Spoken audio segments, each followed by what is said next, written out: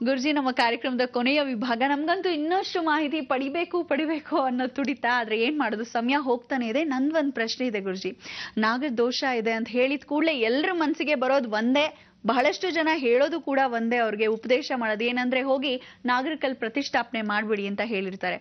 ಅದು ಕುಕ್ಕೆ ಸುಬ್ರಹ್ಮಣ್ಯದಲ್ಲೇ ಆಗಿರ್ಬೋದು, ಮತ್ತೊಂದೆಡೆ ಘಾಟಿನಲ್ಲೇ ಮಾಡಿರ್ತಾರೆ. ಕೆಲವರು ನಾಗರಕಟ್ಟೆ ಹತ್ರ ಮಾಡಿರ್ತಾರೆ ಗುರುಜಿ.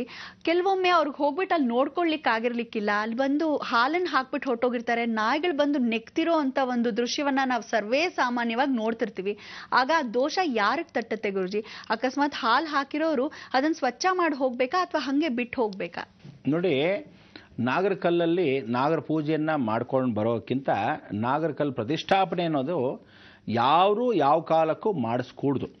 ನಾಗರಕಲ್ಲನ್ನು ಪ್ರತಿಷ್ಠಾಪನೆ ಯಾವತ್ತು ಮಾಡಿಸ್ಬೇಕು ಅಂದರೆ ಸಂತಾನ ಅಭಿವೃದ್ಧಿಗೋಸ್ಕರ ಮಾಡಿಸ್ಬೇಕಾದ್ರೆ ಯಾವುದೋ ಒಂದು ಅಕೇಶನ್ ಇದ್ದ ಪಕ್ಷದಲ್ಲಿ ಖಂಡಿತವಾಗ್ಲೂ ಗಂಡ ಹೆಂಡತಿಯರ ಸಮೇತ ಕುಟುಂಬ ಪರಿವಾರ ಸಮೇತ ಅದನ್ನು ನೂತನ ದೇವಾಲಯದಲ್ಲಿ ಹಳ್ಳಿ ಮರವನ್ನು ಮೊದಲೇ ಪ್ರತಿಷ್ಠಾಪನೆ ಆಗಿರಬೇಕು.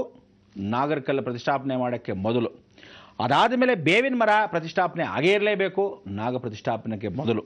ಎರಡೂ ಪ್ರತಿಷ್ಠಾಪನೆ ನಂತರ ಅಲ್ಲಿ ಬ್ರಹ್ಮಚಾರ್ಯತ್ವವನ್ನು ಪಾಲಿಸ್ತಕ್ಕಂಥ ಸಾಕ್ಷಾತ್ ಅರಳಿ ಮರಕ್ಕೆ ಯಜ್ಞೋಪವೀತ ಧಾರಣೆಯನ್ನು ಮಾಡಬೇಕು. ಸಾಕ್ಷಾತ್ ಅಮ್ಮನವ್ರನ್ನ ಸ್ವೀಕರಣೆ ಮಾಡ್ಕೊಳ್ಳೋಕ್ಕೆ ಆ ಬೇವಿನ ಮರಕ್ಕೆ ಶಾಂತಿಯನ್ನು ಮಾಡಬೇಕು. ತದನಂತರ ವಿವಾಹವನ್ನು ಮಾಡಿಸ್ಬೇಕು ಬೇವಿನ ಮರಕ್ಕೆ, ಆಲದ ಮರಕ್ಕೆ, ಅರಳಿ ಮರಕ್ಕೆ. ಇಂಥ ಒಂದು ಆಲದ ಮರದಲ್ಲಿ ಇರತಕ್ಕಂಥ ದೇವತೆಗಳಾಗಿರ್ತಕ್ಕಂಥ ಮುನೀಶ್ವರನ ಸಾಕ್ಷಿರೂಪವಾಗಿ ಅಲ್ಲಿ ನಿಲ್ಲಿಸಿ, ಗುರು ಹಿರಿಯರಾಗಿರ್ತಕ್ಕಂಥ ದೇವತೆಗಳಲ್ಲಿ ಮೂಲತೋ ಬ್ರಹ್ಮರೂಪಾಯ, ಮಧ್ಯತೋ ವಿಷ್ಣುರೂಪಿಣೆ, ಅಗ್ರತೋ ಶಿವರೂಪಾಯ, ವೃಕ್ಷರಾಜಾಯ ತೇ ನಮಃ ಅಂತ ಹೇಳಿ ಆಲದ ಮರದ ಮುಖಾಂತರ ಬ್ರಹ್ಮ ತೇಜಸ್ಸನ್ನು ಹೊಂದ್ಕೊಂಡಿರತಕ್ಕಂಥವನು ಸಾಕ್ಷಾತ್ ಮುನೀಶ್ವರ ಅಲ್ಲಿ ಮಧ್ಯದಲ್ಲಿ ಪೊಟ್ರೆಯಾಗಿ ಹಾವಾಗಿ ಬಂದು ಕೂತ್ಕೊಳ್ತಾನೆ.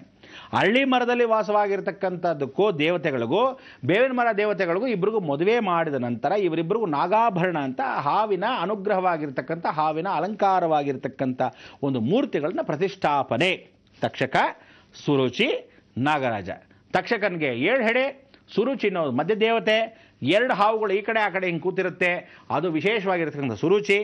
ನಾಗರಾಜ ಅನ್ನೋದು 2 ಹಾವುಗಳು ಒಂದಕ್ಕೊಂದು ಸಮ್ಮಿಲನವಾಗಿರ್ತಕ್ಕಂಥ ಶಿವಲಿಂಗ ಮಧ್ಯದಲ್ಲಿದ್ದಾಗ ಅದು ವಿಶೇಷವಾಗಿರ್ತಕ್ಕಂಥ ನಾಗರಹಾವ ಸಂಗಮ.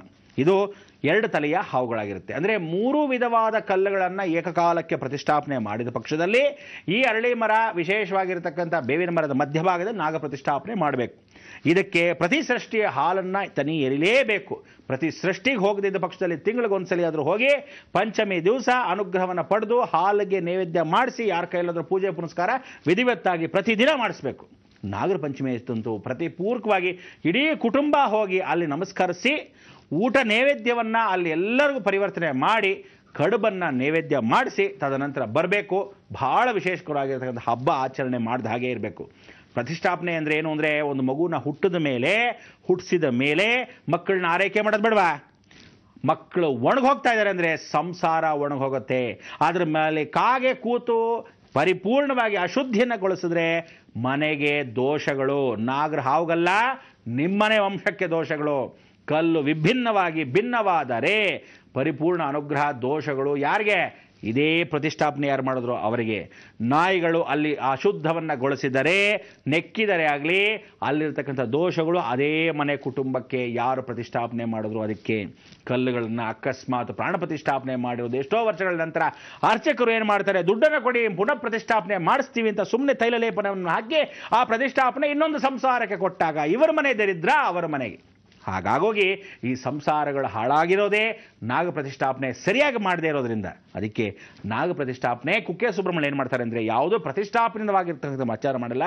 ಒಂದು ಹಲಿಗೆಯಲ್ಲಿ ಪೂರ್ತಿ ಪುಟ್ಟದಾಗಿರ್ತಕ್ಕಂಥ ನಾಗೇಂದ್ರ ದೇವತೆ ಇಟ್ಟು ಎಲ್ಲ ಹಾವುಗಳನ್ನ ಸುಮ್ಮನೆ ಜೋಡಿಸಿ ಮಂಗಳಾರತಿಯನ್ನು ಮಾಡ್ತಾರೆ. ಪ್ರಾಣ ಪ್ರತಿಷ್ಠಾಪನೆ ಆಗಿರಲ್ಲ. ಪ್ರಾಣ ಪ್ರತಿಷ್ಠಾಪನೆ ಅಂದರೆ ಯಾವಾಗ ಆವಾಹ್ಯಾಮಿ ರತ್ನಸಿಂಹಾಸನ ಸ್ವಾಗತಂ ಅಂತ ಅಷ್ಟಬಂಧನವನ್ನು ಮಾಡಿರ್ತಾರೋ ಅದು ಪ್ರತಿಷ್ಠಾಪನೆ. ಅದರಿಂದ ನಾಗರ ಹಾವುಗಳನ್ನ ಪ್ರತಿಪೂರ್ವಕವಾಗಿ ನಾವೇನು ಹೇಳ್ತೀವಿ, ಪ್ರತಿಷ್ಠಾಪನೆ ಎಲ್ಲಾಗಿರುತ್ತೋ, ಪ್ರಾಣ ಪ್ರತಿಷ್ಠಾಪನೆ ಎಲ್ಲಾಗಿರುತ್ತೋ ಅಲ್ಲಿಗೆ ಹೋಗಿ ತನಿಯನ್ನು ಹೆರೆದು ಹಾಲು ಮಾಡಿ, ಗ್ಯಾರಂಟಿ ದೇವತೆಗಳು ಅದರೊಳಗೆ ವಾಸವಾಗಿರ್ತಾರೆ, ಆ ಸಮಯದಲ್ಲಿ ನೀವು ಹಾಲನ್ನು ಹಾಕಿ ಅಂತ. ಹುತ್ತಕ್ಕೆ ಹಾಕಿದ್ರೆ ಶಾಪಗಳು, ಯಾವತ್ತಿದ್ರೂ ದೋಷಗಳು ಪರಿಪೂರ್ಣವಾಗಿ ಆ ಮನೆಗೆ, ವಂಶಕ್ಕೆ.